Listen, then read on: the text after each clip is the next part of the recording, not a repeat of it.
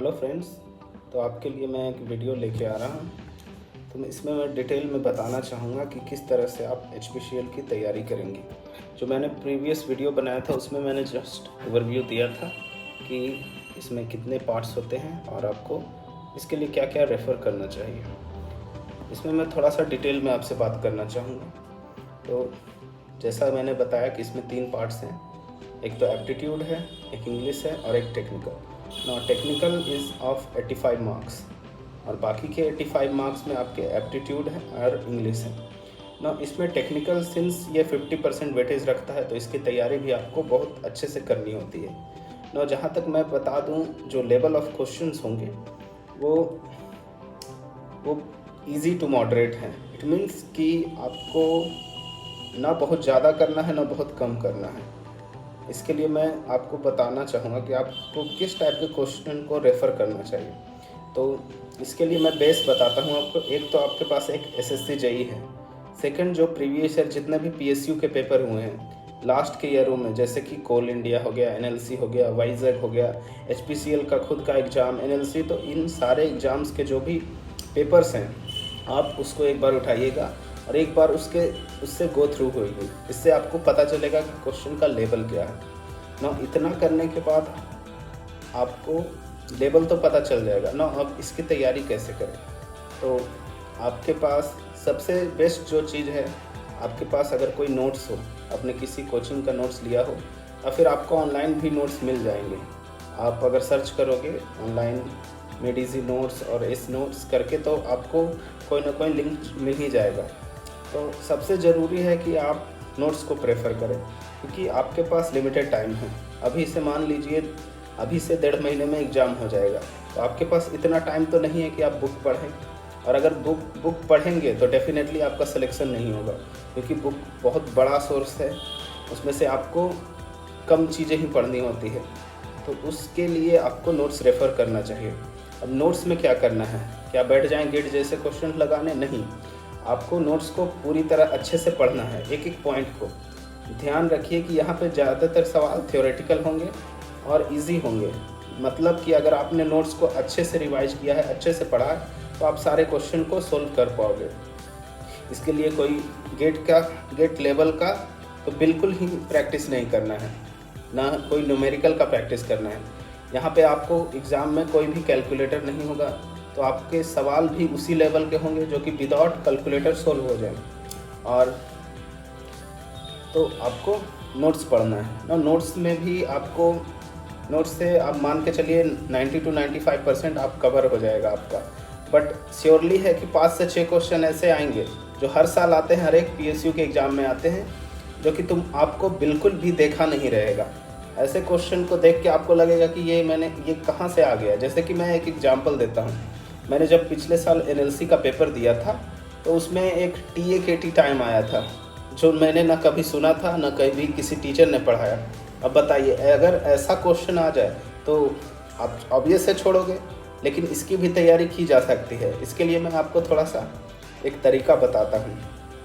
सबसे पहले आप SSC JEE के प्रीवियस 10 सालों के पेपर को उठाइए और उसके पेपर को सॉल्व करिए। तो आपको हर एक पेपर में आपको कुछ ना कुछ 4 से 5 या 6-7 ऐसे क्वेश्चन मिलेंगे जो आपने कभी नहीं देखा। उन क्वेश्चनों को आपको अलग से नोट करना है। सेम ऐसा करिए, आप बाकी सारे PSU के पेपर उठाइए, जैसे NLC हो गया, वाइजैग हो गया, जो भी पेपर्स हुए हैं लास्ट के 2-3 सालों में, उन सब का पेपर उठाइए, उससे गो थ्रू होइए। उसमें भी आपको कुछ ऐसे सवाल मिलेगा। अब उन सारे सवालों को आप अलग से नोट डाउन करेंगे और इसको बार बार पढ़ेंगे। और एग्ज़ाम से 10 दिन पहले तो इसे डेली पढ़ना है, ताकि ना आपको जो ये एक्स्ट्रा सवाल आएंगे वो आप बना पाएँ। अगर आप ऐसा नहीं करोगे तो आप ज़रूर कुछ मार्क्स लूज़ करोगे। और देखिए, यहाँ पे एक एक मार्क्स से सिलेक्शन और रिजेक्शन होता है। अगर आप स्मार्टली वर्क नहीं करोगे तो आप तैयारी करते रह जाओगे और आपका कभी सिलेक्शन नहीं होगा। क्योंकि मेरा ये एक्सपीरियंस है।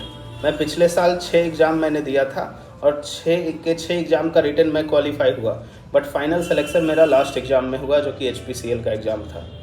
तो उन सब में एक ही रीज़न था कि मैं 1-2 मार्क्स से मैं रिजेक्ट हो जा रहा था, क्योंकि मेरे रिटन में थोड़े कम मार्क्स होते थे तो आफ्टर गेटिंग मतलब मेरा इंटरव्यू में तो हमेशा अच्छे मार्क्स आते थे, तब भी मेरा सिलेक्शन नहीं हो पाता था। तो वहाँ से आपको एक एक नंबर का इम्पोर्टेंस पता चलेगा। तो इसके लिए आपको ये ज़रूर करना है।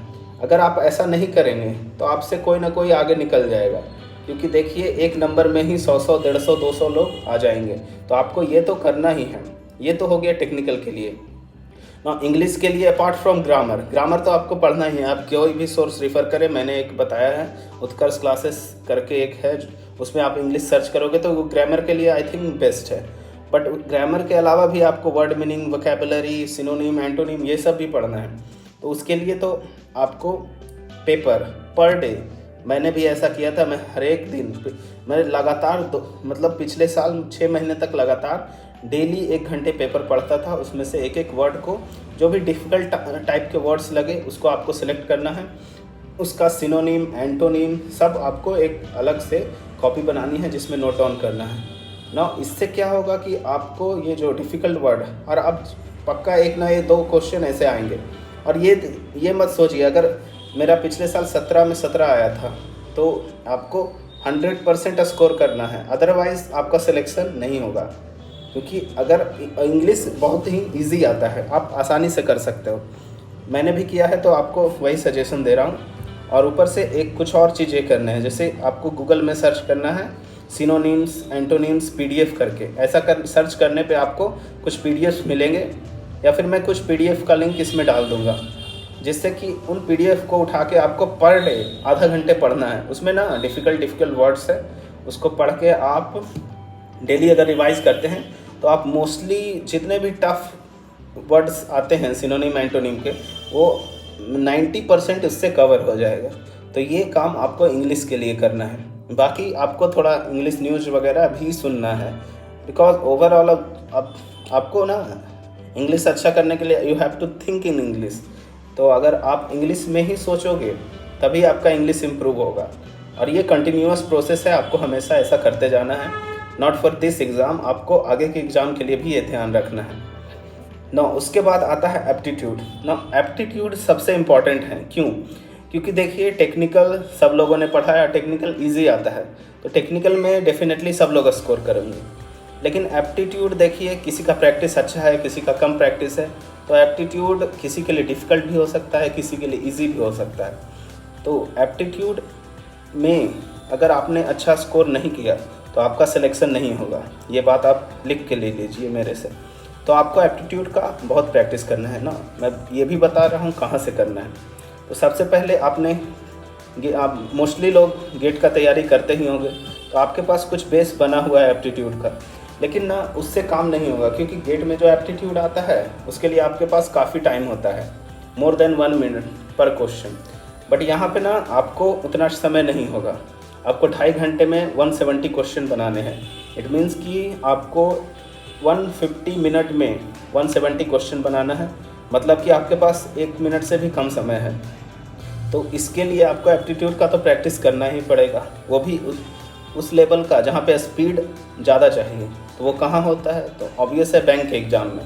तो आपको इसके लिए मेरा सजेशन है, जो मैंने किया था मैं वो बता रहा हूँ। मैं टेक्स्ट बुक के ऐप का सब्सक्रिप्शन लिया था, उसमें से मैंने बैंक पीओ के जो भी होता है IBPS PO, SBI PO, RRB PO and even clerk, इन सारे के जो भी प्रीवियस ईयर क्वेश्चन आए हुए हैं उन सब का प्रैक्टिस किया था। उसमें ना टाइम बाउंड प्रैक्टिस करना है, ऐसा नहीं कि आराम से बैठ के बना रहे हैं। आपको हर एक टॉपिक का अलग से वीडियो देखना है अगर आपको नहीं आता है तो, और उसके बाद ना उसको एज ए टेस्ट आपको प्रैक्टिस करना है। जब तक आप टेस्ट की तरह प्रैक्टिस नहीं करोगे तब तक आपका स्पीड नहीं बनेगा, और जब तक आपका स्पीड नहीं बनेगा तो आपसे कोई भी एग्ज़ाम क्लियर नहीं होगा। ये आप ध्यान रखिए। तो स्पीड बहुत ज़रूरी है। स्पीड के लिए आपको बैंक पीओ का प्रीलिम्स का क्वेश्चन जो भी प्रीवियस आया हुआ है उसमें टेस्ट के फॉर्म में अपलोडेड है, तो आप वहाँ पे जाइए और एज ए टेस्ट जो भी 30 मिनट 40 मिनट जो भी टाइम उसके लिए दिया है उस टाइम के फेज में ही सॉल्व करिए।